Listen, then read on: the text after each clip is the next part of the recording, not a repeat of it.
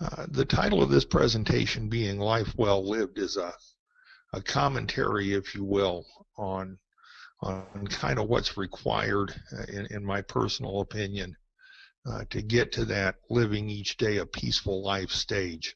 I ran into some of the articles by Joe Slabert on the TrueDao.org website this week, and in particular read one of his articles on the practice of compassion, which is likewise a big topic of mine. I truly believe that a compassionate life is probably the best way to go, and it definitely works for me.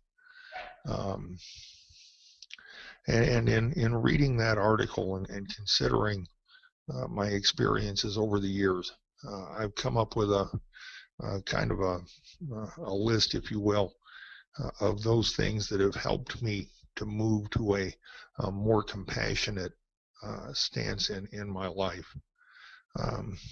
And interestingly, I think these things probably contribute as well to achieving the peaceful life each day of Krishnamurti. It is a common tenet in Buddhism and Taoism both, to moderate our desires, and in some traditions to go even further, to attempt to eliminate desire, because desire in the human life always brings suffering. Likewise, our attachments always bring about suffering, and so those two things together are strictly moderated to the point of elimination if possible. Not necessarily the philosophical Tao viewpoint, which says that moderating all things, keeping to the center path is a better and more attainable goal. But with the decisions that we make regarding our desires and our attachments, we also decide the amount of suffering we're willing to tolerate as a result. Learning to be content is another huge one.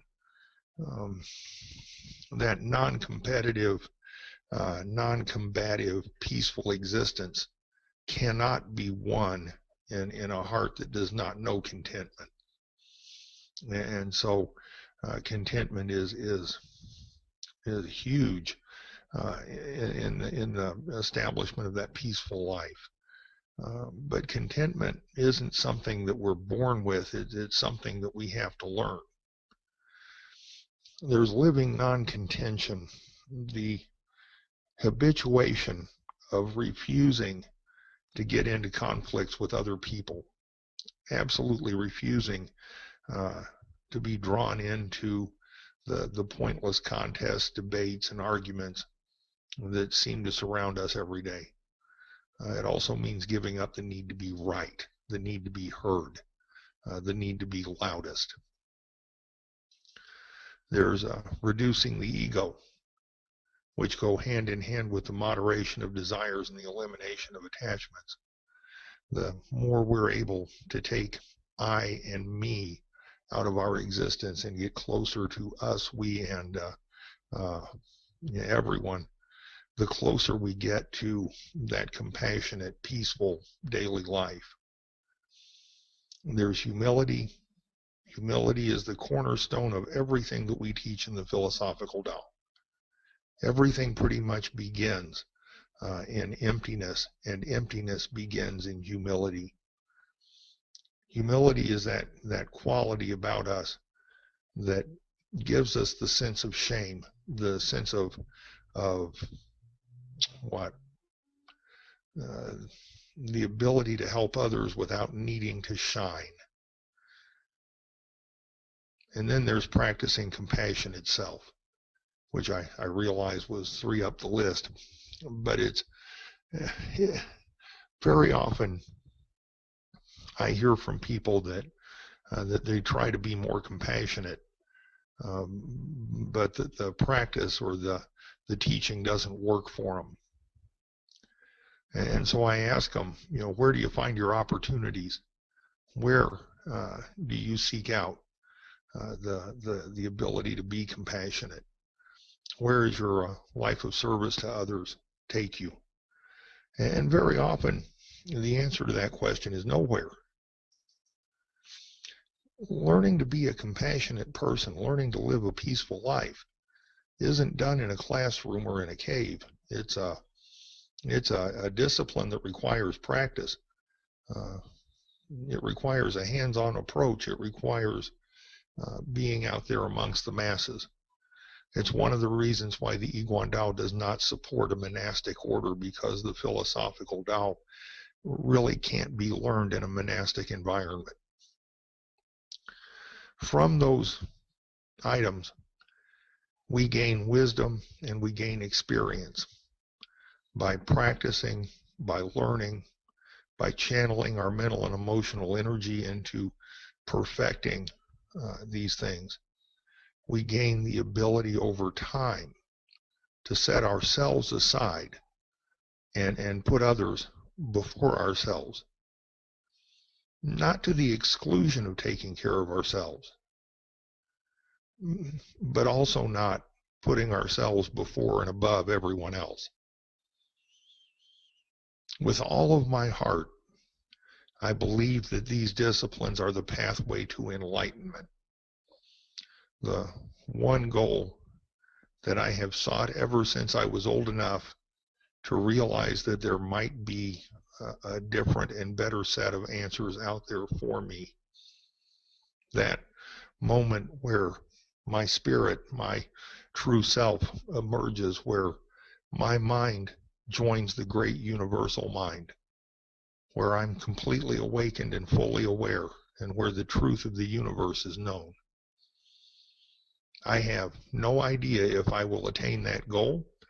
I do the best that I can, kind of like Ed, one day at a time, one foot in front of the other. But it is continually in the forefront of my vision on my personal path of the philosophical Tao. Enlightenment is the end of the path. That's what I'm looking for. On the way there, what we wind up with is a much smoother, much easier life, a much more joyful life, an unfettered and freer life. So how do we get there? Well, we'll go down the list. We moderate our desires. Know and understand that our desires always bring suffering to our front door. Does that make our desires bad? Not necessarily. It is our desires, in part, that help our families to survive, our marriages to endure, for us to put a roof over our heads and food in our stomachs. Those desires are our instinctive survival needs, our needs for companionship, our needs to be a social animal. But along with those desires come the suffering of one day watching relationships end. It's not something I speak of often, and it's uncomfortable for most people to hear. But the flip side, the complementary pair to a wonderful and lifelong marriage, is the inevitable eventuality of one partner or the other's death, of aging, of failing health, of divorce. All of those things are out there. Now, I hope and pray with all of my heart that I'm enough of a decent husband and father that my wife and family won't choose to abandon me. But if they stay with me for as long as I live, eventually one day I will die, just as they one day will die. And so that desire to remain in that relationship brings us suffering. Desires over and above our survival needs are the fuel for the fires of the ego self. Does that mean you can't have a fast car? Absolutely not. What I'm talking about are the extreme desires. An addictive personality is an extreme set of desires that leads to an illness that one has a very difficult time overcoming without an awful lot of help. Something I know a little something about. I have an older daughter who has had her problems with addiction. And it's been difficult for her. And because of my desire for her to be healed, her problem has brought me a good deal of suffering. I don't ever give up. I won't ever stop trying. But once again, the desire has brought suffering, and it is my ego self that thinks that if I just work and try hard enough, one day I'll be able to make it different. I have to remind myself that sometimes I can't make it different. Excessive desires wither the human heart. As surely as drinking strychnine, excessive desires will absolutely kill us. I'm talking about desires on the order of excessive greed and avarice, excessive pride, hubris, the complete and utter absence of any kind of humility, arrogance. Those things absolutely destroy the human heart, and they turn us into people that nobody else wants to have anything to do with. Sometimes they turn us into destructive people, self-destructive people. And very often we don't understand that it's happening until it's way too doggone late to do something about it. Our unmoderated desires distort our vision of reality.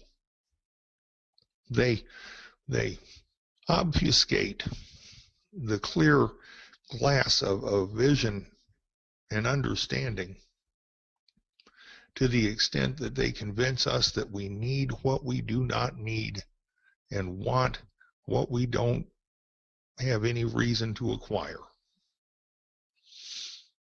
And yet very often those unmoderated desires control our actions, our emotions, our finances, our lives, and they bring us trouble. As I said just a second ago, greed, avarice, pride, hubris, all those things stem from unmitigated, unmoderated desire. But even with all of that said, a certain amount of desire in our lives is healthy. For instance, none of us who are married could have gotten married without an initial desire that was extremely powerful. The human race would be extinct without the desire to reproduce, as would every other animal species on this planet. It is the strongest desire short of our survival needs, food, clothing, and shelter. Does that make it bad or wrong? I don't think so. It is the way we were divinely engineered. But even the way we were divinely engineered, without control, without moderation, without some discipline, can bring a lot of suffering. So the question becomes then, how do we balance our desires and our practice of the philosophical Tao teachings? How do we balance what we believe with what we want, the secular with the spiritual? Well, that's a question we each kind of have to answer for ourselves. But for me, it involves my annual uncluttering and cleaning up project. It involves asking myself sometimes out loud, do I really need what I'm about to spend this money on? Do I absolutely have to have this? Or is there somewhere better this could go, something else it could do? I ask myself, does what I'm getting ready to acquire help further my spiritual path? Does it make me a better person? Now, I don't always win those arguments with myself, but sometimes I do. And when I do, I feel the better for it.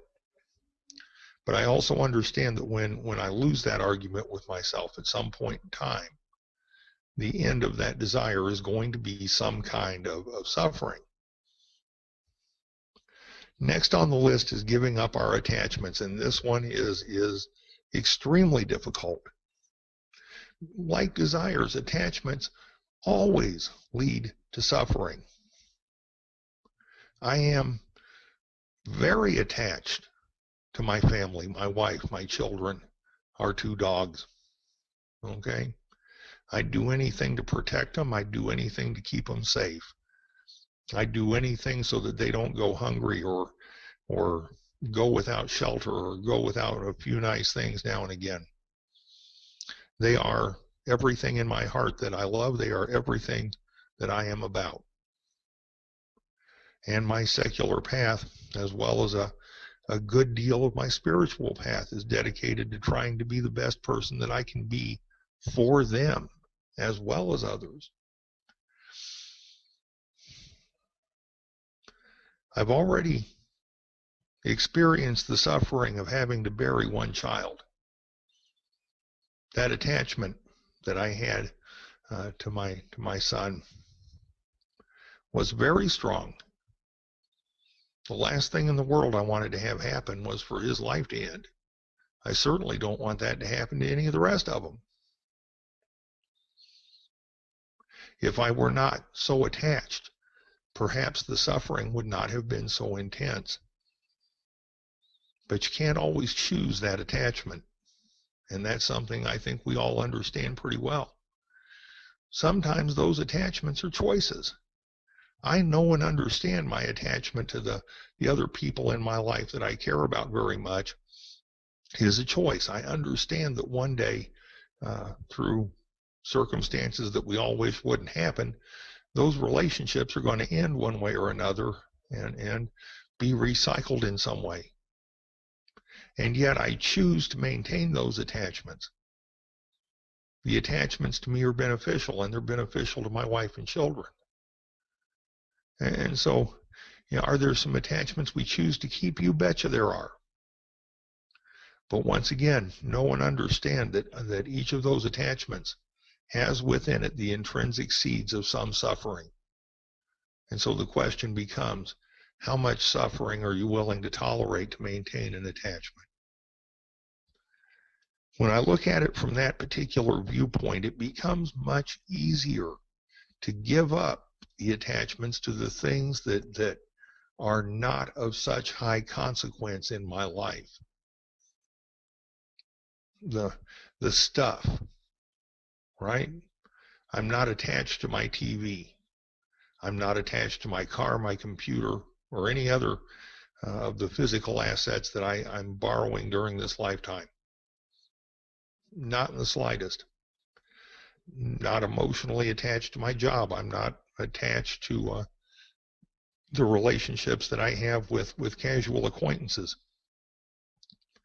I wouldn't want to see anything bad happen to them. But I know into each life some suffering comes, and there are those folks for whom I'm not attached, but still compassionate. So while there are some attachments I choose to keep, there are others I choose to let go. This is, in effect, the natural order, the natural course of all things. It is one of the most readily observable and yet under-discussed topics in all of philosophical Taoism.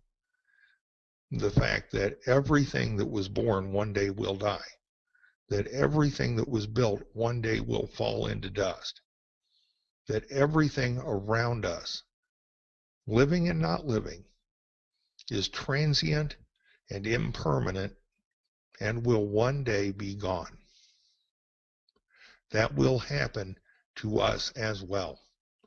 The flesh and blood bodies we're wearing will break down one day, and our true self, our Buddha nature, our collective mind, call it what you will be freed from this mundane and earthly existence and return to the universe.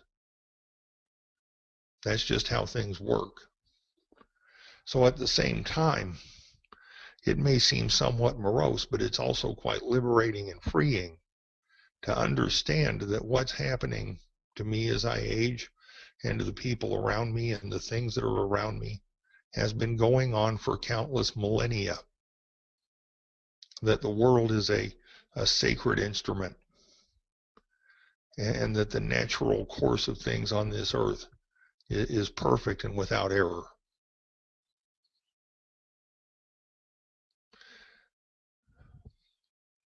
Like our desires, our attachments can become a tool of the ego self. They can become a tremendous issue that we have to deal with. We can become attached, for instance, to being right. We can be attached to the presumption of power or authority. We can become attached to position or to power or to the trappings of our existences. And all of those things are intrinsically going to bring us suffering. So while we're choosing what it is we're going to be attached to, perhaps it's in our best interest to also think about, well, how do we release the attachments that are no longer useful to us? For me, it's a conscious choice. I don't know really quite how else to describe it, other than to say that once I say I'm not attached to something anymore, I can pretty much turn it loose. I'm not sure why or how that works. I just know that it does. For other folks, it may be more of a process. It may take a little more thought, a few more iterations. But basically, if we start at the small and the not really significant, it makes getting to the larger and more consequential attachment somewhat easier. As we learn to let go, for instance, of stuff, the clutter that we collect in our lives, and we all do, and we find out the benefits of getting rid of those attachments, then perhaps it becomes psychologically and emotionally easier to get rid of some of the other ones. The third item on the list is living non-contention. Non-contention is a heavily discussed topic in many traditions. But we live in a society that is based on competition, on success, on beating somebody else to a position or to prominence or fame or whatever. We are continually beset with a commercial society that places great value on winning, on being youthful and beautiful, on not aging, not being ugly, not being a loser. The contention that's created is an us versus them kind of a mentality, a mentality of separation that Ed also mentioned in his talk, where we view those around us as somehow less worthy to be here, less deserving of the blessings of this life, less good, if you will. It's the root of all the discrimination we see, whether it's a racial prejudice or a prejudice against certain types of people, certain ethnicities of people, a certain category of folks. Okay. For instance, there is a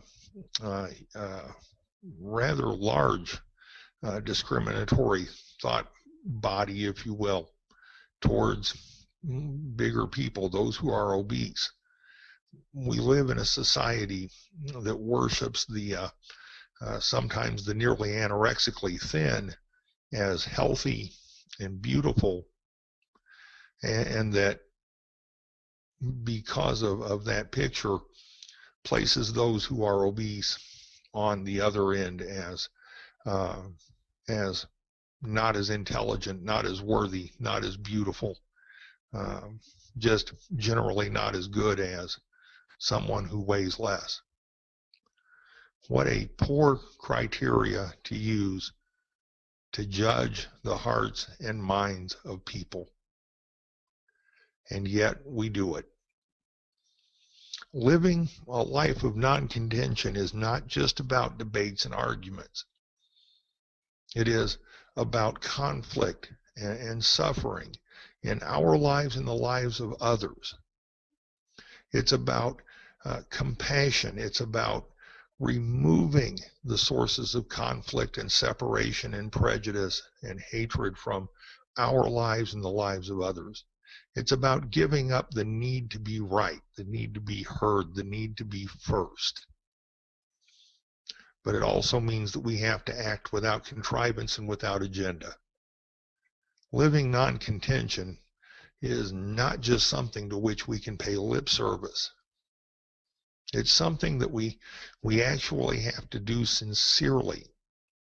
Otherwise, we become the stereotypical used car salesman with the slick smile and the answer for everything, whether it's necessarily true or not.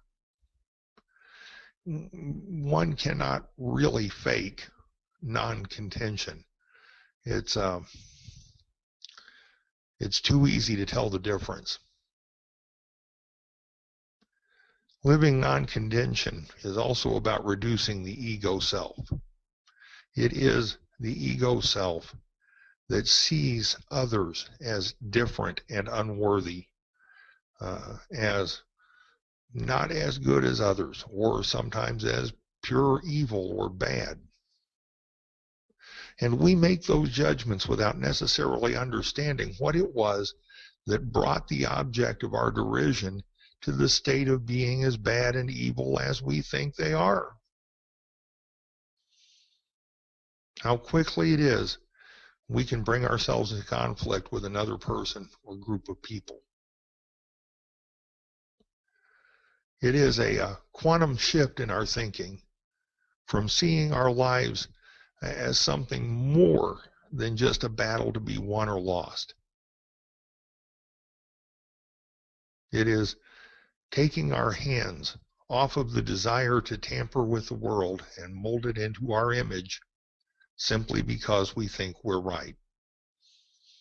Lao Tzu says to tamper with the mechanics of a perfect world would be to ruin it. I think he's probably right. Pardon.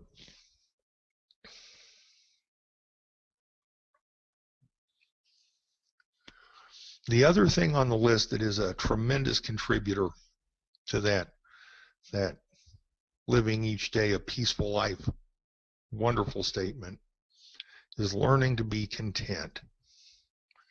Contentment is something that we're born with.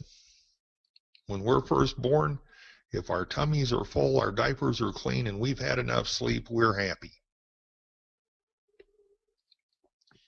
Of course, if we're hungry or cold or ill cared for in some way, then we're crying and not so pleasant.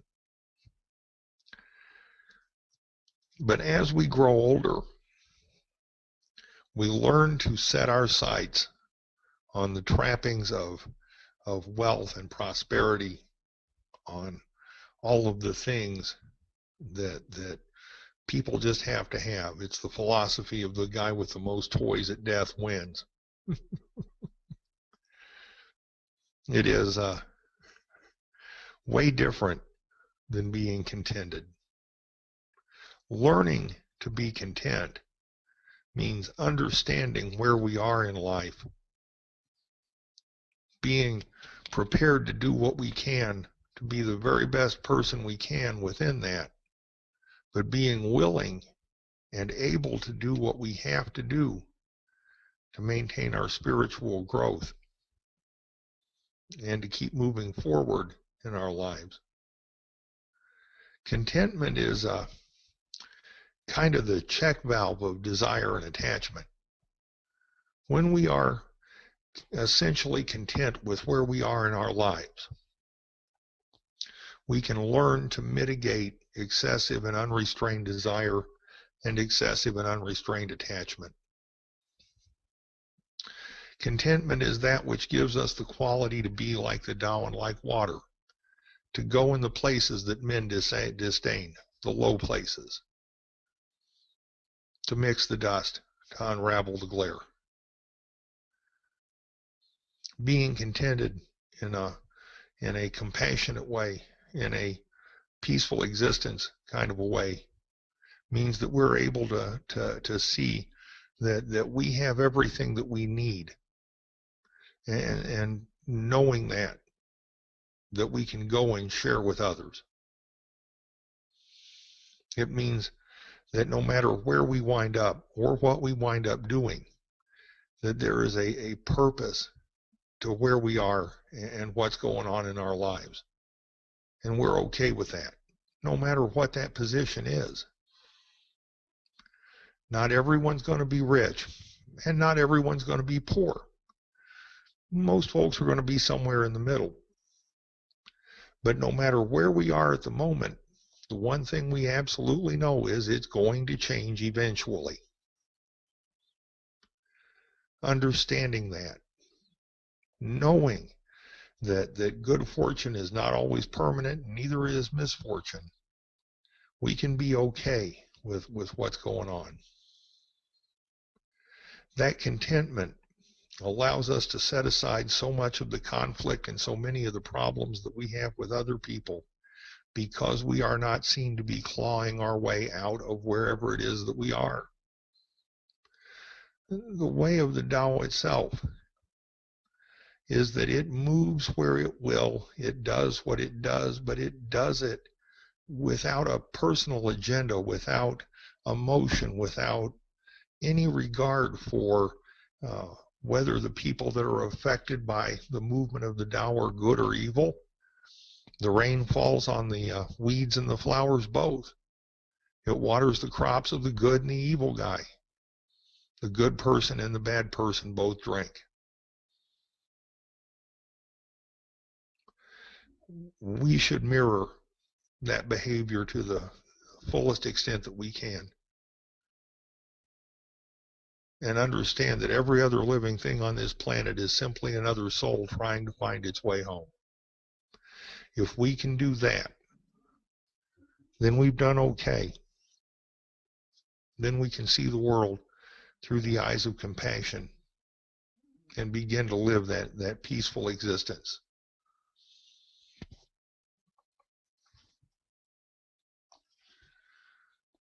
There is practicing compassion. Make no mistake, compassion is a commitment. It's not an event. We don't wake up one morning magically converted or transformed into a compassionate individual. Compassion has to be learned by practice. And it may feel unnatural at first. We have to be willing to get our hands dirty. We have to be willing, once again, to go to the places that men disdain. We have to be willing to help those who are typically seen as not being worthy of help. We have to regard the good person and the evil person in the very same light, without emotion, without contention, without judgment, without prejudice. And that's a very difficult thing to do.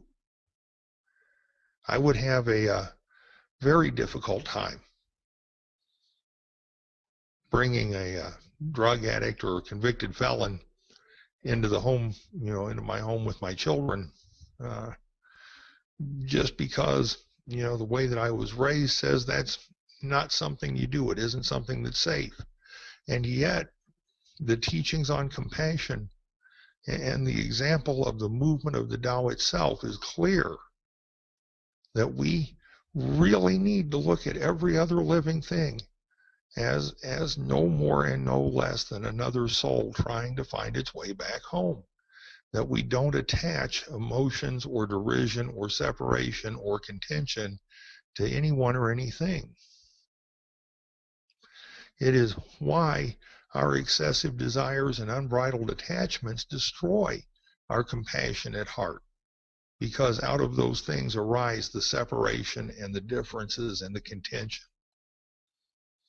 Emptiness, an empty heart, an empty mind, if you will, is the place where compassion starts, where it's found, in the space between our secular and mundane thoughts and our prejudices and worldly view.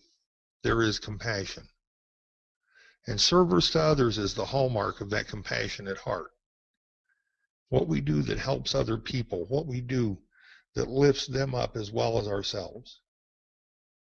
The absence of prejudice, the absence of separation, the absence of contention is the sign of the compassionate heart. It's the individual who sees the similarities instead of the differences. Forgive me for 1 second. I need to take just about a 5-minute break here and get some more water. Please stretch your legs, get yourselves a glass of water, and we'll resume here at right about 2:30. All right, everybody, thank you very much. Hopefully you've all had a moment to stretch your legs and get recollected and what have you. I'm going to go ahead and wrap up here, and we'll tie the meeting for this week up, and I'll finish the rest of this when we get back after next week. In summary, for the first 2/3 of this, let me say that Tao cultivation is not the only answer out there. To be sure, there are a variety of traditions and paths that I think one might explore that would help one to get to a more joyous, peaceful, and compassionate life. When I speak to you, I've chosen this path, and well, hopefully many of you have as well, but this still represents, my opinion only, and you can feel free to accept or reject anything that I say. That's perfectly all right. But for me, this philosophy is my religion. It is my answers. I guess more importantly, we each choose our own path, our own way to figure out how to live that peaceful life, that joyful life. And I hope for all of you that the path that you choose brings you that. There's nothing finer than to be happy and contented and prosperous and to do well for yourselves and your families. I feel that by and large I've done that for mine. I always do the best that I can. I do the best I can for each of you as well. But we all have a different view based on our experiences and our lives, and we all have different ways of seeing things. And so what I say may not be your way in particular. Humility and compassion and moderation and simplicity, those things are the keys to contentment and to peace in our lives. It's our attachments, our desires, and our conflicts, if you will, that bring us the most suffering. And so the fewer of those things we manage to hold on to, the less suffering we have to endure. Non-contention, of course, is always and the only way to harmonize our relationships with others. Probably one of the biggest benefits that I know and have experienced from following these teachings is in applying the teachings of non-contention. And it's made a tremendous difference. It's been transformative in my life. And that's what these teachings do. They help us to transform our lives. They allow us to be free from so many fears and so much stress and anxiety and suffering. And so once again, whatever your chosen path is, I truly hope that you're able to find that peaceful, joyous path every day. If anybody has any questions, please go right ahead. I'm looking at the questions pane on my screen. It's very small, but if if you want to ask a question. Oh, thank you, Chris. Oh, thank you. That was wonderful. If anyone else has a question or a comment, now's the time. I'm looking for hands up.